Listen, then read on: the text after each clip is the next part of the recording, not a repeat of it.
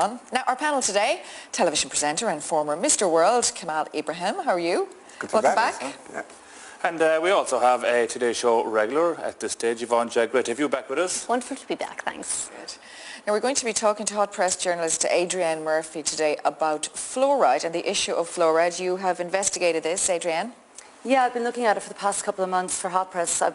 It's probably one of the most extensive investigations on fluoride done internationally in the mainstream media. So, yeah, we'll be talking about the results, stuff that I'm turning up there. Very good. Okay, and maybe out there, you've got an opinion on the addition of fluoride in our drinking water. Our drinking water has been fluoridated since the 60s. Is it a good way to protect our children's teeth, or is it an unethical mass medication? Well, do send us a message if you have something to say on this. We're on Facebook. You can tweet us at RTE Today, drop us an email today@rte.ie, or text us, type the word today, followed by your question or your comment, and send it to 53555. Before anything else, it's competition time and more Easter week. That's right. Coming up, we have a very special prize up for grabs. Not alone will you get €1,000 if you are today's winner. You'll also be entered into a very special draw here on Friday for a chance to win a brand spanking new Fiat Punto worth a cool €13,500. Now, the Punto comes with a host of features as standard, and its economical engine and low road tax means it's easy on the pocket too, which of course we all need these days. So remember, for your chance to win the usual €1,000 a day, but get your name as well into that draw on Friday for that brand new Fiat Punto worth €13,500. Just answer this question. The fictional Carrickstown is the setting for which of these popular soap operas? Is it Fair City, Neighbours, or EastEnders? If you think you know the answer, call 1516 71 71 44 or text COMP followed by your answer and name to 57117. Viewers in Northern Ireland can also text to 57117 or call the number on screen. You must be over 18 to enter. Lines will close at 5:30 today. Further details on RTE Airtel page 192, and the lucky winner will be announced at the end of the show. Now, fluoride in our drinking water, is it a great way to protect our teeth, or is it actually causing damage to our health? Well, Adrienne Murphy has been researching the issue for Hot Press magazine, and her facts and report is in this month's issue. You're very welcome, Adrienne. Thank you. Now, as I said just there earlier on, we've been putting fluoride into the water, the government has been putting fluoride into our water, the state, since the 60s. Why did it start in the beginning, and for what reasons? It was put into the water to prevent dental caries, dental decay, in the early 1960s, and it's been in our water for 50 years now. I mean, the important thing is that a lot of people don't actually even know that fluoride is in our water. We can't escape it, we're drinking it, it's in our tap water. We are the only country in the EU still doing this. All the other European countries, the only other countries in the EU who are fluoridating the water are Britain. They fluoridate 10% of the population, and Spain fluoridates 10% of its population intensively in the Basque Country. Apart from that, we're the only people, and all the other European countries either never adopted it or else rejected it on scientific and ethical grounds. For example, in the Netherlands in the early 1970s, they did have a fluoridation policy, and there was Dr. Hans Muhlenberg was the scientist who started seeing adverse health effects in the population. For example, he was seeing a doubling of Down syndrome in fluoridated cities. Now, that's very, very serious. Ireland also has double the rate of Down syndrome to Britain and our non-fluoridated neighbours. I could go on and on, but Hans Muhlenberg in the early 70s, he set up a team of independent scientists to look at the adverse health effects of fluoride, and they concluded that it was actually a low-level poisoning of the population, which are very, very strong terms. So his report, the response to his report was an immediate cessation of water fluoridation. Yeah. Okay. Yvonne, what are the government here saying, and what are they doing if this is all happening in other countries? I mean, I find all that terrifying. I mean, and it does make interesting reading, but also I have to look to my government. I mean, we vote them in, we trust them, and basically they're reassuring us that that kept at optimal levels, that there's no reason for any concern. Indeed, there was the Forum on Fluoridation back in 2002, out of which the Irish expert body on fluoridation and health emerged, and they're keeping an ongoing review of scientific research and ongoing developments. Now, they say that none of these facts basically to Down syndrome. I read your facts in your report, and you also say that it's linked to issues with thyroid, underactive and overactive thyroid.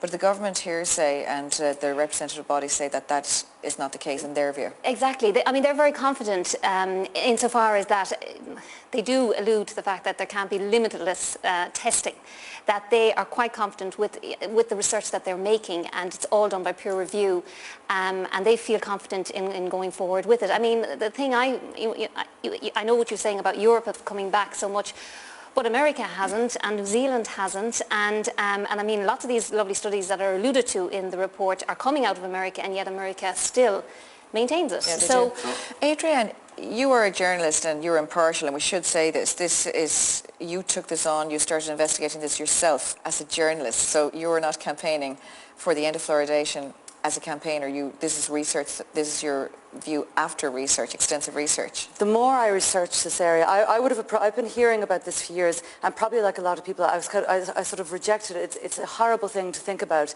that something that you need in order to live is not, it may be toxic. And also there's this whole thing of, the sci-fi idea that there's chemicals in the water, they're dosing us with mass medication. That's something that I've resisted, but I have been studying it. The more I study it, and I'm not just in contact, I'm in contact with Declan Waugh, who's the Irish whistleblowing scientist, who's written 2 very long reports on this, very well referenced, using peer-reviewed journals. His reports are receiving international attention at the moment, and his reports are being used by the huge numbers of people in the fluoridated countries, New Zealand, Australia, the States, Canada, to shut down their fluoridation. But not am I only in contact with Declan Waugh. Just in the past week, I've been in contact with Dr. Kathleen Thiessen, who is a leading world expert on fluoride toxicity. Now, she was one member of an American group who are employed by the American EPA in 2006 to study the toxicity of fluoride and its possible adverse effects on human health. Now, that's a massive report. And what does she say? She says we should stop it. She says absolutely clearly, I can read out a statement she just sent me. She's been writing me personal letters. She says absolutely it is irresponsible to go on any further fluoridating people. The evidence is so strong. There's so much evidence associating fluoride with, let me just name what the associations are with. The NRC report, which she was one of the scientists involved in compiling, that is a very, very serious report. And for the Irish expert body to say that is an irrelevant report, or to in any way to not take on what that report is saying, I don't personally think it's unacceptable. Is there any actual report on the impact of taking away the fluoridation to Ireland, whatever about any other countries? Is there any actual specific report that would document the impact that if we took it away tomorrow? There have been. East Germany stopped fluoridating its population, and the Netherlands also stopped fluoridating. And all their teeth did not fall out. Their teeth were fine. There was no resulting drop in dental health. Kamal, this is what all this research is saying to us, but our own government says it's fine. What do you think? Is this mass medication, or what do you think of it? Well, I think medication by definition it is mass medication, I suppose, put simply. Now, I think I can represent the majority of the population who don't know a whole lot about this. I've only learned about this over the last 48 hours. And like Adrienne, the more I learn, the more I'm actually siding with Adrienne. First of all, what is fluoride? Fluoride is a chemical compound made up of metals, non-metals, and organic elements that it does fight tooth decay. It fights the bacteria that links up with sugars, which cause acid, which decays your teeth. And fluoride helps protect against that. That's only for the first 7 years or something, though, is it? That's for the first, I think, up to about 8 years of age. Now, yeah. Like anything else, Panadol, we take Panadol to take away our headaches, but like anything else, too much of anything can be And that's your view, bad. that you don't believe we should have it, that if you want to, as Adrienne says, maybe use a toothpaste with fluoride in it topically, that's enough, thank you very much, I don't want to drink it every day. Yes, I think not having the option I don't think it's fair. Now, I'm not going to go as far as saying that the government is either poisoning us. I don't think it's the government's fault. I think they're doing what they believe is the best option. Yeah. Either treat it, well, the government are relying on their own people. I'm just terrified that, let's say they don't act on this, and so you've got people out there listening to this, and for those who can afford it, they'll go out and they'll buy their bottled waters and their filters, and other people can't afford that. I hate spending money on bottled water, personally. So you'd hate there to be a rich-poor divide. We've enough divisions in the country, and I just would be I'd like to be careful in how this subject is discussed because it's so widespread and the water is everywhere. Water is everywhere. Do you drink tap water, Yvonne? I do, yeah. Do you come out? I do drink tap water. Yeah. What about you, Adrian? I don't drink tap water. From what I know all. now, I don't drink tap water. Neither I wouldn't let my children drink tap water. I cook with bottled water. But Again, what it's not fair. What about boiling the water, Adrian? Boiling water makes no difference. How And does it make over the any counter, because it doesn't burn off the fluoride. It doesn't burn boil off off the fluoride. It actually increases the concentration of fluoride. Can I just say the medical ethics issue? I'd like to know who is advising the government on the medical ethics of mass medicating us with fluoride. Apparently an expert body. That's the terminology that kept. That's very vague terminology. A lot of dentists on that body, are Yeah, there? but there's no toxicologists on that body. Okay. It's very important that oncologists, pediatricians, toxicologists, we need an independent review. Since that body was formed in the early 2000s, a lot of new evidence has come out. That needs to be looked at independently. The ethics issue, who is advising the government on the ethics of dosing us all with an uncontrolled amount? Babies are drinking way too much of this. Now, the American Dental Association is advising that formula should not be made with fluoridated tap water. And the Irish population is a formula-fed baby population. We need to hear about that. But I mean, the reality is, I suppose, Adrian, you know, we do not want to be alarmist, and that is really, really important out there. We do not want to be alarmist.